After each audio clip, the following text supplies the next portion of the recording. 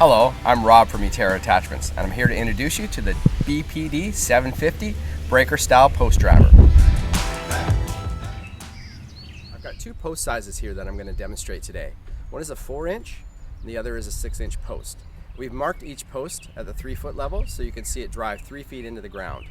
The type of ground that we're driving in today is a clay style ground with a bunch of small rocks in it, nothing too big. I'll start with the big post first.